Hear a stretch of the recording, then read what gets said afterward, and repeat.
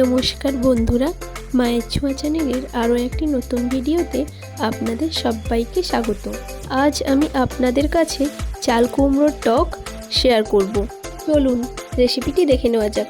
এর জন্য সবার প্রথমে আমি নরম চাল কুমড়োটাকে কেটে নিচ্ছি।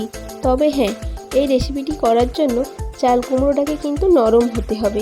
এবার চাল কুমড়োটার ছালগুলো তুলে আমি কিন্তু এভাবে কেটে নিচ্ছি। আপনারা লক্ষ্য করুন, ঠিক বুঝতে পারবেন। টক তো আপনারা অনেকবার খেয়েছেন, তবে এইভাবে একবার বানিয়ে দেখবেন।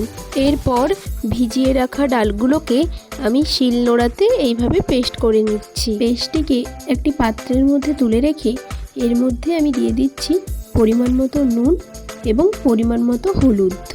এগুলো দেওয়ার পর পেস্টটিকে হাতের মাধ্যমে 2-4 মিনিট ধরে একটু ফেটিয়ে নিতে হবে। এই দেখুন, 2 মিনিট ফেটিয়ে নেওয়ার পর পেস্টটি কতটা ফুলে উঠেছে। কড়াইতে একটু তেল নিয়ে এইবার বড়ার শেপ করে পেস্টটিকে কড়াইয়ের মধ্যে দিয়ে দিচ্ছি।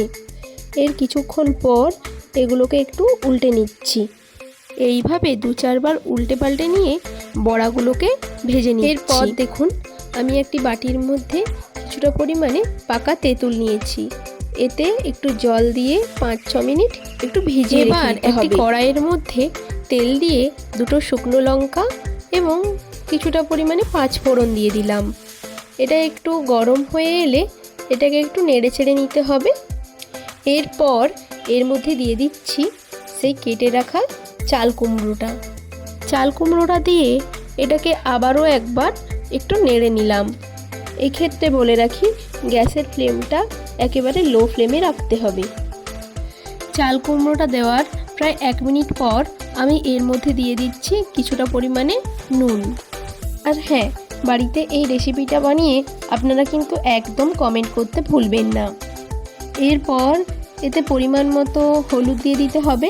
হলুদটা দেওয়া হয়ে গেলে এটাকে একবার নেড়ে নিতে হবে। এবার সেই ভেজানো পাকা তেঁতুলটাকে আমি এভাবে একটু চটকে নিচ্ছি। এরপর এটাকে একটি ছাঁকনির সাহায্যে এর জলগুলোকে এই কড়াইয়ের মধ্যে দিয়ে দিলাম।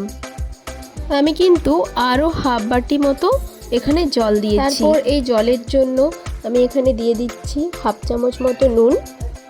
এক্ষেত্রে বলে রাখি, গ্যাসের আঁচটা মিডিয়াম ফ্লেমে রাখতে হবে। 2-3 মিনিট পর যখনই দেখবেন এভাবে ফুটতে আরম্ভ করেছে, তখন এর মধ্যে দিয়ে দিচ্ছি সেই ভেজে রাখা বড়াগুলো।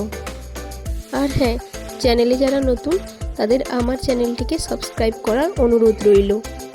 এরপর বড়াগুলো দেওয়া হয়ে গেলে এর মধ্যে আমি দিয়ে দিচ্ছি পরিমাণ মতো, খুবই কম বলতে পারেন, চিনি। চিনিটা দেওয়ার ফলে টকের স্বাদটা আরও দ্বিগুণ বেড়ে যায়।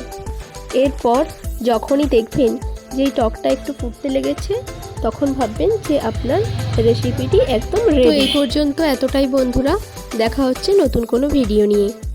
আর হ্যাঁ, রেসিপিটি যদি ভালো হয়ে থাকে তো প্লিজ একটি লাইক দিয়ে চ্যানেলটিকে সাবস্ক্রাইব করতে ভুলবেন না।